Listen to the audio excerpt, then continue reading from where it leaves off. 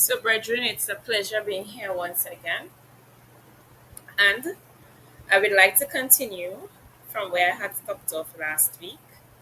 I spoke on heresy number 2. So, today, I would like to speak on heresy number 3, which covers Mrs. White claims that those who are raised from the dead at the first resurrection would spend 1,000 years initially with Christ in heaven, during which time this earth will be desolate and become the home of Satan and his angels for 1,000 years. So those are from the early writings, page 290. So, brethren, all scriptures will be read from the King James Version Bible only, and today's segment is rather short. So I do hope that you enjoy and you do spend time on doing your own research afterwards. So I'll start. The heresy, as I spoke earlier on, is another of Satan's deception, which has no scriptural foundation whatsoever for its authentication. All serious students of the scriptures would know that the 1,000 years reign of Christ, which is commonly called the millennial reign of Christ, was designed by God for, among other things, to confirm his covenantal promises made to Abraham's physical descendants, to give them the land of Palestine for an inheritance as long as the sun and moon shall last. This being the case, it is inevitable that this 1,000 years reign of Christ be upon planet Earth.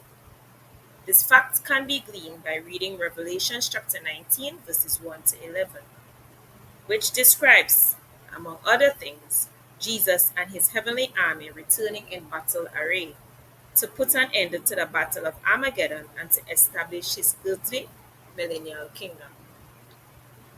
To all my SDA friends who love to read the book of Daniel, this exercise is for you. Can't you not see that Jesus' kingdom, represented by the stone which was cut without hand, replaces the last human government, which was controlled by the Ten Kingdom Federation, which was subsequently taken over by Antichrist? That's my question. Can't you not see that Jesus' kingdom, represented by the stone which was cut without hand, replaces the last human government, which was controlled by the Ten Kingdom Federation, which was subsequently taken over by Antichrist? Following this, my question is, did the stone become a mountain? That being the case, it means that earth can never be desolate for 1,000 years, as your prophetess suggests on page 290 of her infamous early writings.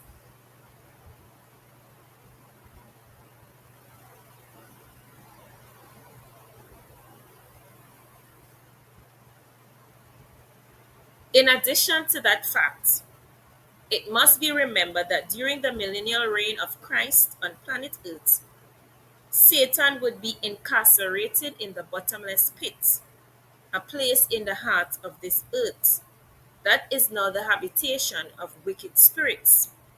The following quote highlights. So I'm reading Revelation chapter 9, verses 1 to 3, which states, "And the fifth angel sounded, and I saw a star fall from heaven unto the earth, and to him was given the key of the bottomless pit. And he opened the bottomless pit, and there arose a smoke out of the pit, as the smoke of a great furnace, and the sun and the air were darkened by reason of the smoke of the pit. And there came out of the smoke locusts upon the earth, and unto them was given power, as the scorpions of the earth have power." So that's Revelation chapter 9, verses 1 to 3.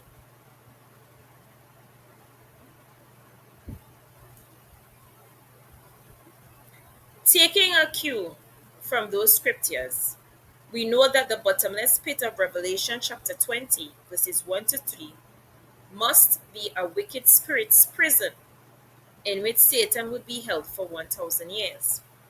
Moreover, we also know that the reason why Satan would be held in that bottomless pit prison is that he should deceive the nations no more for the entire duration of his imprisonment. So that's Revelation chapter 20, verse 3, which surely confirms the facts. Now, notice, if you will, that after Satan's jail term has expired, he would again be released and would immediately go about his age old business of causing man to rebel against God. So that's Revelation chapter 20, verses 7 to 9. For this reason, if for no other, it is inevitable that there be nations living on earth to be deceived by Satan. That is in Revelation chapter 20, verses 2 to 3. Because of this, and other points raised prior, the 1,000 years desolation of earth theory of Mrs. White's can never have originated from God, but from an emissary of Satan himself, whoever seeks to deceive, if it were possible, the very elect. My conclusion, therefore, is this: 1,000 years to reign initially with Christ is a scriptural fact, but God has planned that reign on planet Earth after the marriage supper, which takes place in heaven. So you can read 1 Corinthians chapter 15, verses 51 to 52 on your own time, 1 Thessalonians chapter 4, verses 16 to 17, then read Revelation chapter 19, verses 1 to 7, then verses 11 to 21, and be convinced that my conclusion is biblically sound. This being the case, Mrs. White's theory that this earth will be desolate for 1,000 years must be a doctrinal, satanic hoax perpetrated upon unsuspecting, sincere Seventh-day Adventist folks. This is certainly so, since from Zechariah chapter 14, verses 16 to 19, we learn that all those nations that survived Armageddon, the last battle of this era, must go up from year to year to worship the King, the Lord of hosts, and to keep the Feast of Tabernacles in Jerusalem. So you can read Zechariah chapter 14, verses 16 to 19 on your own time. By this text alone, brethren, it is obvious that the 1,000 years reign of Christ must be upon planet Earth and not heaven. The following quote proves same. So I'm reading Zechariah chapter 14, verses 16 to 17, which states, "And it shall come to pass that everyone that is left of all the nations which came against Jerusalem shall even go up from year to year to worship the King, the Lord of hosts, and to keep the Feast of Tabernacles. And it shall be that whoso will not come up of all the families of the earth unto Jerusalem to worship the King, the Lord of hosts, even upon them shall be no rain." So that's Zechariah chapter 14, verses 16 to 17. Now, that text, Zechariah chapter 14, verses 16 to 17, as I come to an end of this segment, brethren, surely proves, beyond the shadow of a doubt, that almost all of the 1,000 years reign of Christ must be upon planet Earth, and not, N-O-T, not in heaven, as Mrs. White claims.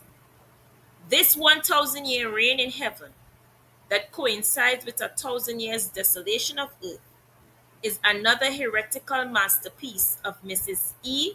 G. White, communicated to her by her accompanying angel. Now, on your own time, brethren, I would like you to read Isaiah chapter 11, verses 1 to 10, or Isaiah chapter 65, verses 18 to 25. Two passages that vividly describe the 1,000 years reign of Christ on earth, and observe that childbearing, child rearing, and death, among other things, will still be features of life on planet Earth then. However, after the 1,000 years reign of Christ on earth comes to an end, Satan will be released from his prison and proceed thereafter to lead his final rebellion against God. Read Revelation chapter 20, verses 7 to 9. Following this, Satan shall be cast into Gehenna, the lake of fire, where the beast and the false prophet were previously cast, and shall remain there with all other consignees forever. So, as I end, brethren, because of those stated doctrinal facts, therefore, we know that the 1,000 years desolation of earth theory is another one of Ellen G. White's heresies, which she received from her accompanying angel.